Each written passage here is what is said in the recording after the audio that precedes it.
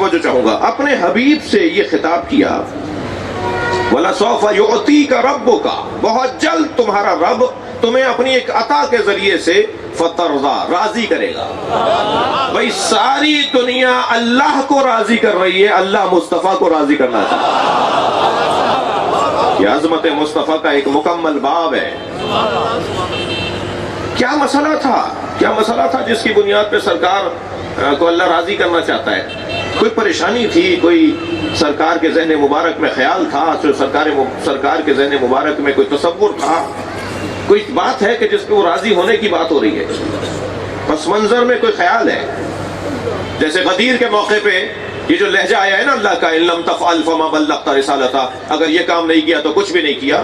یہ لہجہ بتا رہا ہے کہ سرکار کے ذہن مبارک میں خیال تھا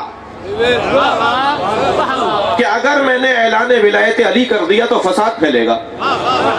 تو اللہ نے دو پیغام دیے کہ ایک تو اگر یہ نہیں کیا تو کچھ نہیں کیا, اور دوسرا واللہ یعصمک من الناس, اللہ تمہیں لوگوں کے شر سے بچائے گا.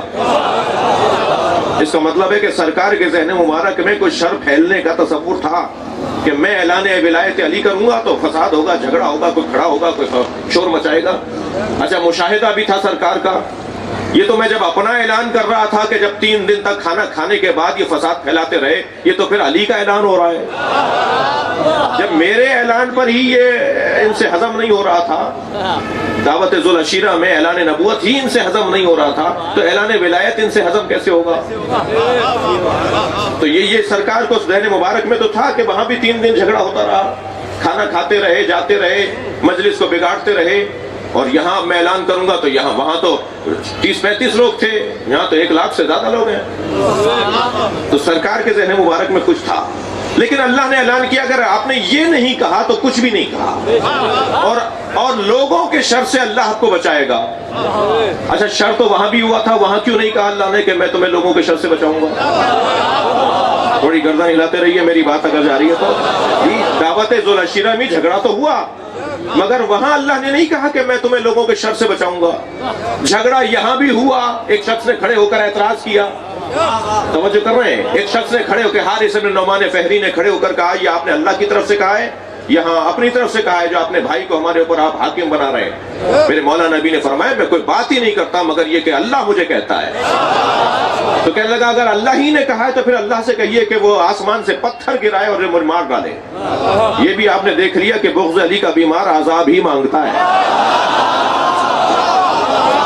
توجہ کر رہے ہیں؟ اور سرکار نے بد دعا کی ہو, مجھے تو نہیں ملتا.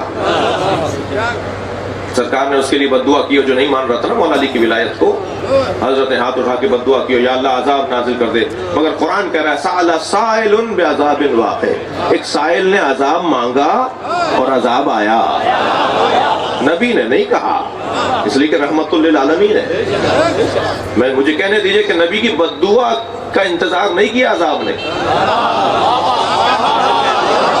بڑی عنایت, بہت شکر گزار آپ کی توجہ کا. میرا سوال پلٹا رہا ہوں اپنا کہ دعوت ذوالعشیرہ میں بھی فساد ہوا, مگر اللہ نے نہیں کہا کہ میں تمہیں لوگوں کے شر سے بچاؤں گا. اور غدیر میں بھی فساد ہوا, مگر اللہ نے کہا میں تمہیں لوگوں کے شر سے بچاؤں گا, تم اپنا کام کرو, میں تمہیں بچاؤں گا. بہت طویل بھی بات کر سکتا ہوں اس مرحلے پر, اور مختصر ایک جملہ بھی ہدیہ کر سکتا ہوں, تو مختصر ہدیہ کر رہا ہوں. اور وہ ہدیہ کلام یہ ہے کہ وہاں اللہ نے اس لیے نہیں کہا کہ میں لوگوں کے شر سے بچاؤں گا, اس لیے کہ وہاں حفاظت کے لیے ابو طالب تھے. صلوات پڑھیں محمد و آل محمد.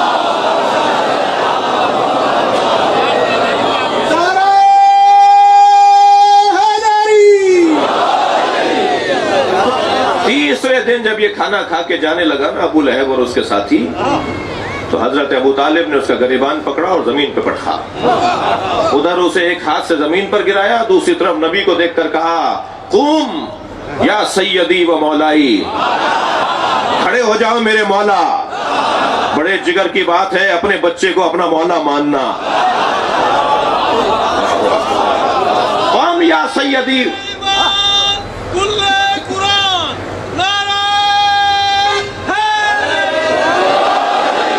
یا سیدی و مولائی وقول قل ما شئتا.